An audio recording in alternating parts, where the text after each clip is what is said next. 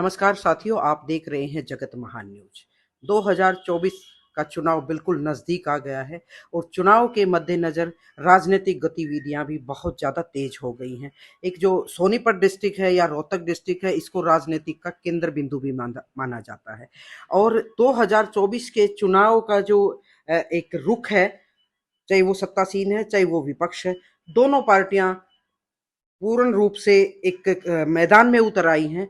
और इसी कड़ी में आज कांग्रेस पार्टी की एक रैली थी संविधान बचाओ के नाम से, जिसमें उस पार्टी में ज्यादातर राहुल की जो सदस्यता गई है उसको फोकस किया गया। और मुझे तो ऐसा लगता है, जो मेरा विश्लेषण है, कि जो एससी वर्ग का जो वोटर है उसको साधने की भी एक रणनीति थी। लेकिन राजनीति जब राजनीतिक तौर पे हम बात करते हैं तो रैली की जो समीक्षा है अलग अलग तरीके से पॉलिटिकल लोग करते हैं। आज इस कड़ी में राजवीर दहिया हमारे साथ।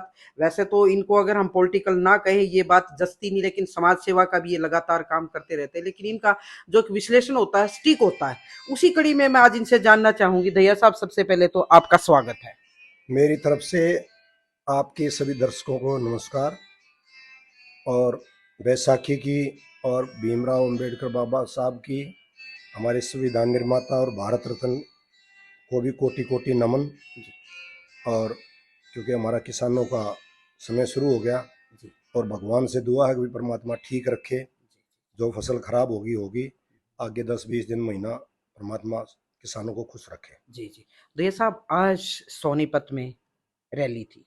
सोनीपत एक राजनीति का केंद्र बिंदु कांग्रेस की थी, संविधान बचाओ रैली। तो भीड़ भी थी, रैली होती है तो भीड़ भी होती है। तो उस रैली की को आप किस नज़र से देखते हैं, क्योंकि चुनाव भी नज़दीक आ गया? देखो जी, बात यह है, ये इलाका चौधरी भूपेंद्र सिंह हुड्डा का गढ़ तो रहा ही है। और रैली मैंने तो देखी नहीं, आप लोगों ने देखी होगी। और मैं इस बात के लिए कांग्रेसियों को मुबारकबाद भी देता हूँ कि चलो वो फील्ड में उतरे तो सही। अच्छी बात है, जनता की लड़ाई विपक्ष के काम है, उनका विपक्ष की भूमिका उनको निभानी चाहिए। मैं तो देखता हूँ, जाता हूँ हल्के में, तो मुझे तो विपक्ष कहीं दिखाई नहीं देता। मैं खास तौर से गोहाना हल्का है, सोनीपत शहर में मैं रहता हूँ, तो मुझे यहाँ ज़्यादा विपक्ष तो दिखाई दे नहीं रहा। तो इस बात से कम चलो विपक्ष सक्रिय तो हुआ। और मैं तो दोबारा हुड्डा साहब को भी, उनको भी इस बात की मुबारकबाद देता हूँ कि वो अपनी लड़ाई लड़ रहे हैं, अच्छी बात है और लड़नी चाहिए। अच्छा, मतलब रैली का नाम था संविधान बचाओ। वर्तमान परिप्रेक्ष्य में देखी जाऊं तो संविधान बचाने की कैसी जरूरत है जो नाम दिया गया है? देखो जी, बात यह है, हर आदमी की अपनी अपनी सोच है। और संविधान किस लिए बचा रहे हैं, मैं इस मुद्दे पे थोड़ा सा अलग से असमंजस में हूँ कि भी आज ऐसी क्या दिक्कत है, कोई इमरजेंसी नहीं लग रही देश में, या कोई ऐसी कोई दिक्कत नहीं आ रही कि भी जो संविधान बचाने की नौबत आ रही है। किसी एक आदमी की सदस्यता जाना या कोर्ट के फैसले के खिलाफ इस तरीके की बात करना, तो शायद मुझे तो ठीक नहीं लगता। तो कोर्ट में लड़ाई लड़नी चाहिए, और कोर्ट अगर फैसला करती है तो भाई फिर वो अपने आप में ही एक फैसला होगा। तो इसलिए मैं ये मानता हूँ कि ज़्यादा, हाँ, लोगों की लड़ाई लड़नी चाहिए, कांग्रेस को भी जनता की लड़ाई लड़नी चाहिए। भाई जनता में मेडिकल सुविधाओं की कमी है, किसानों की फसलें खराब हुई हैं, उसके ऊपर बात करनी चाहिए कांग्रेस को। और जो हमारी बेरोजगारी का मुद्दा है उस पर बात करनी चाहिए, महंगाई का मुद्दा है उस पर बात करनी चाहिए कांग्रेस को। तो तेरे बहुत सारे मुद्दे हैं जिन पर कांग्रेस को बात करनी चाहिए, लेकिन मुझे तो पक्ष और विपक्ष कुछ इकट्ठा सा ही दिखाई देता है हरियाणा के अंदर, मुझे तो अलग अलग दिखाई नहीं दे रहे। बिल्कुल दहिया साहब, आपका नजरिया है राजनीति में। आप राजनीतिक तौर पे तो मैं ऐसा नहीं कह सकती कि आप किसी पार्टी में नहीं रहे। अब ठीक है, आप एक अलग से अपना काम कर रहे हैं, लेकिन जैसे जैसे चुनाव नजदीक आ रहे हैं बहुत सारे नेता लोग निकल के आ रहे हैं। राजनीति तो आप भी करेंगे या कर रहे हैं। तो अगर मैं ये मानूं कि आपकी जो मतलब जो दिशा है या जो आपकी जो विचारधारा है वो किसी राजनीतिक दल से कभी मैंने मेल खाती नहीं देखी, तो आपका जो इरादा है, आप लड़ाई लड़ते हैं लोगों के लिए, तो आपका इरादा मैं कई बार कोशिश करती हूँ जानने की, पर आप बताते नहीं मुझे। आज तो आप बताएंगे मुझे। नहीं, मेरा कोई ऐसा इरादा नहीं है भाई कि मैं कोई राजनीति में, देखो मैं तो बड़ी स्वच्छ और साफ जीवन जीता हूँ, समाज की सेवा करता हूँ और गौओं की सेवा करता हूँ। ठीक है, मैं कोई ये जो काम करता हूँ, मैं इसमें कोई पॉलिटिक्स का मेरा काम नहीं। मैं तो बहुत सारे लंबे अरसे से लगा हुआ हूँ। कोई ये नहीं कि भाई आज चुनाव आ गए तो मैं 10 दिन 20 दिन से इस काम पे सक्रिय हो गया। और मैं तो कहीं ना कहीं किसी ना किसी फील्ड में लगा ही रहता हूँ। और जहां बात आती है मानवता की या हमारे सोनीपत जिले की या समाज की, तो वहां चाहे मुझे सरकार से भिड़ना पड़ा, मैंने तब भी उल्टा नहीं हटा। लोग कुछ जो कांग्रेस के लोग हैं वो मेरे को बीजेपी से जोड़कर देखते हैं, मुझे शर्म आती है उन लोगों की सोच के ऊपर भी कि भाई वो खुद तो सेवा करते नहीं। और मैंने तो बीजेपी के राज में भी डीसी श्यामलाल पुनिया से आमने सामने लड़ाई लड़ी है कोरोना में। मैं तो सरकार से भिड़ने में मैंने देर नहीं लगाई। और मैंने पहले भी बताया भी किसान आंदोलन में भी मैंने तो सीधा सीधा किसानों की मदद करी है।